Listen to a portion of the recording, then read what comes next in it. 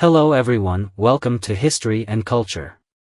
In ancient Chinese palaces, the cold palace is a place both mysterious and terrifying. Often depicted in contemporary Chinese films and television as a sight filled with tragic undertones. For concubines who have made mistakes or fallen out of favor, the cold palace signifies abandonment by the emperor, a miserable life, and a hopeless future. However, what is less known is that the concubines in the cold palace are not entirely neglected. Rather, eunuchs compete to serve these abandoned women. What drives the eunuchs to be so eager for what seems like a bleak position? According to historical scholars, the cold palace is a specific area within the Imperial Harem, marked by a sign reading, Cold Palace, designated for concubines who have fallen out of favor or made errors. In fact, the cold palace is not a fixed palace but refers to those desolate, remote locations. If the emperor is momentarily angry, he can confine a concubine to any desolate corner, whether it be an abandoned palace or a secluded courtyard, as long as it is sufficiently quiet. After Wu Zetian was brought back to the palace by Emperor Gaozong Liji, she soon became favored, resulting in the demotion of Empress Wang and concubine Xiao to the cold palace. Historical records indicate that Li Ji did not imprison them in a designated, cold palace, but rather isolated them in neglected wings of the palace.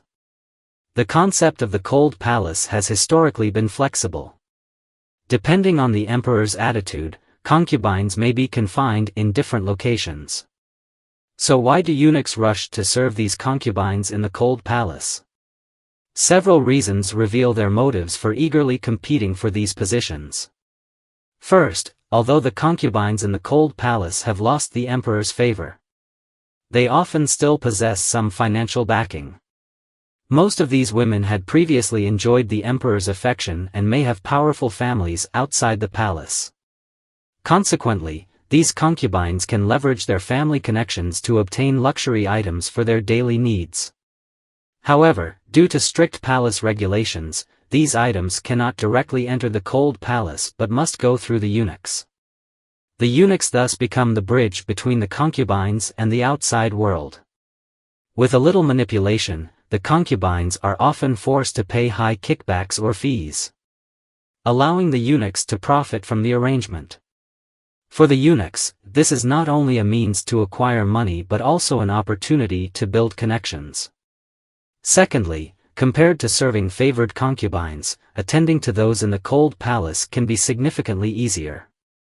Favored concubines can be unpredictable and may erupt in anger over minor issues, leading to punishment for inattentive eunuchs. In contrast, concubines in the cold palace lack such power. They are already out of favor and can no longer issue commands. Thus, the eunuchs only need to manage the situation with minimal effort, even taking breaks without fear of severe repercussions.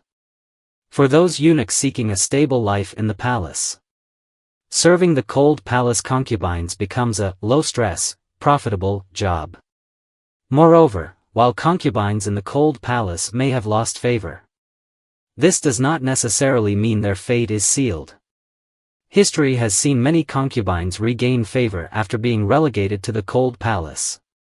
Wan Guifei from the Ming dynasty is a prime example. She was favored by the emperor in her youth but was later demoted due to palace intrigues. Years later, she was summoned back and once again became the emperor's favorite. If the concubine being served regains favor, the eunuch could also rise in status and become part of the power core. For those eunuchs determined to change their fortunes, serving the concubines in the cold palace might represent a calculated risk. In the cold palace, the deposed concubines rely solely on the eunuchs around them for support in their daily lives. The prolonged interactions foster a unique intimate relationship between the eunuchs and these concubines. Serving the concubines not only brings material rewards to the eunuchs but can also provide them with spiritual satisfaction. The concubines' dependence on them gives these eunuchs a sense of illusory power and respect in the cold palace, allowing them to distance themselves from the fiercely competitive environment of the inner court. Throughout Chinese history, there are numerous stories of eunuchs and cold palace concubines. Many eunuchs have found opportunities for promotion by serving these neglected concubines. For example, Wei Zhongxian, from the late Ming dynasty, was a eunuch who served a deposed concubine in his early years.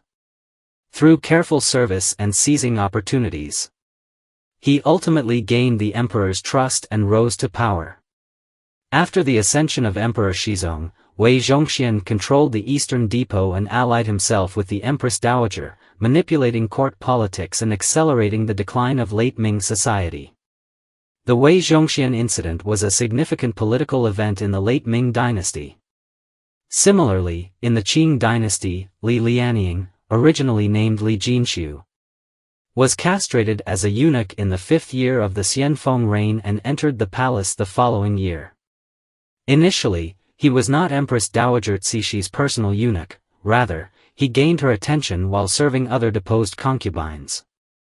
He eventually won Cixi's favor, and in the 6th year of Tongzhi, he was appointed as a deputy supervisor. Cixi bestowed upon him the name Lianying, commonly known as Li Lianying. During his time in the palace, he was highly valued by Cixi, who even broke the royal rule limiting eunuchs to the 4th rank, promoting him to the 2nd rank and making him the head eunuch overseeing all palace eunuchs. He accompanied Cixi for nearly 53 years, becoming the most powerful eunuch of the late Qing dynasty and the first to refer to Cixi as Old Buddha. At the age of 61, after observing a period of mourning for Cixi, he retired and passed away in the 3rd year of the Qianlong reign at the age of 63. This shows that for many eunuchs without backgrounds or status in the palace, serving the concubines in the cold palace presents a potential opportunity. Therefore, although the concubines find themselves in difficult circumstances, they are not doomed to remain out of favor forever. Historically, there are numerous examples of concubines in the cold palace who managed to regain their status. For instance, Empress Xiaoyi of the Qing dynasty, originally of the Ulanara clan, was once deposed and neglected but gradually restored her position amidst the power struggles, ultimately becoming the empress. These historical cases illustrate that the cold palace is not the end of a concubine's fate, rather, it can be the starting point for a resurgence. Historians note that serving the concubines in the cold palace is not just a job for the eunuchs, but also a game of identity. The eunuchs compete to serve these concubines not only to gain more benefits but also to gamble on whether the concubine can rise again. The cold palace is not merely a forgotten corner. It is a microcosm of court politics and power struggles. Serving the concubines there can be both profitable and offer potential power gains, which explains why eunuchs are eager to do so. Through this analysis, we see that the concubines in the cold palace are not as miserable as they seem on the surface. Rather, they are entwined in complex power struggles and interpersonal relationships. This desolate space is an indispensable part of ancient court life, carrying the weight of historical conflicts and transformations. The stories from the cold palace reflect the intricacies of court life and the subtleties of power struggles. The true cold palace may not be as cold as it appears. This is the History and Culture channel. Liking and subscribing are the greatest help and support to us. Thank you everyone and see you in the next time.